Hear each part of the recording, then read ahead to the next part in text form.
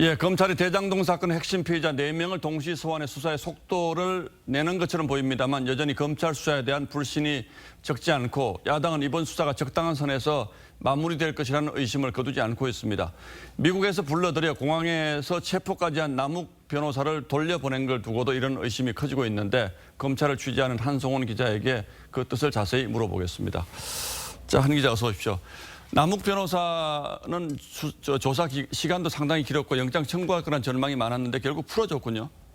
네, 그렇습니다. 그 검찰 내부에서도 매우 이례적이라는 평가가 많습니다.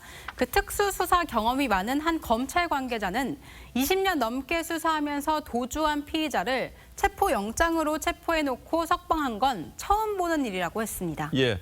자, 그런데 서둘러 영장 청구했다가 또 기각되면 망신당할까 봐 그랬을 수도 있지 않겠습니까? 네, 그렇습니다. 그 대장동 의혹 핵심 피의자들 사이에서 진술이 엇갈리고 있는데 그 검찰이 부담을 느낀 것으로 보입니다. 예. 그 남욱 변호사는 2009년 대장동 사업 초기부터 관여했던 인물인데요. 그 로비 금액이나 대상 등을 놓고 김만배 씨와 엇갈린 진술을 하고 있습니다. 예. 그 특히 남 변호사는 의혹이 불거지자 사실상 미국으로 도피하기도 했습니다. 서울중앙지검 전담수사팀도 체포 기한 안에 충분히 조사를 마무리하지 못했다고 밝혔는데요. 검찰 내부에선 그 김만배 씨의 영장 기각의 후유증도 영향을 미쳤을 것이라는 분석도 제기되고 있습니다. 예, 어쨌든 뭐 이번 검찰 수사는 처음부터 말이 많았고 또 검찰은 억울해하고 있습니다만 불신을 자초한 측면이 분명히 있긴 하죠. 네, 맞습니다. 그 검찰이 수사 초기 녹취록에만 의존했다는 비판이 제기된 것도 같은 맥락에서인데요. 예. 그 정모 회계사 녹취록과 서로에게 책임을 떠넘기는 피의자들의 입만 따라가는 수사를 하고 있다. 이런 지적도 나옵니다. 그 수천억 원대의 배임과 뇌물 혐의가 있는 큰 사건에서 자금 흐름 파악이 더딘 점도 가장 큰 문제라는 비판이 많습니다. 기본 중에 기본인 압수수색과 계좌 추적을 통해 수천억 대의 배당 이익들이 어디로 갔는지 또 누가 부당이득을 챙겼는지를 따라가야 하는데요.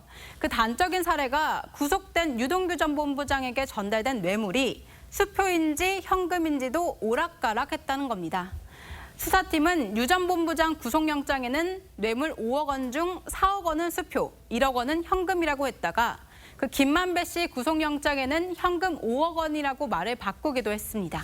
예, 결국 관련자들의 뭐 진술이라든지 또는 녹취록에만 의존하다 보니까 이런 일이 생기는데 네. 성남시 압수수색 문제를 두고도 지금 말들이 많지 않습니까? 이건 왜 그렇습니까?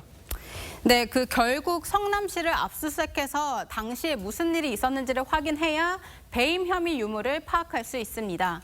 그런데 검찰이 오늘까지 4번이나 시청을 압수수색하고도 시장실과 비서실을 빼놓은 건 역시 이해하기 어렵다는 지적이 많습니다. 그 김호수 검찰총장은 이 제외 사실조차 몰랐다고 했습니다. 4번이나 압수수색하고도 시장실과 비서실, 이제 여기에 가장 핵심적인 증거가 남아있을 가능성이 높은 곳인데 이거 참 이해하기 어렵습니다. 예, 한송원 기자 잘 들었습니다. 예.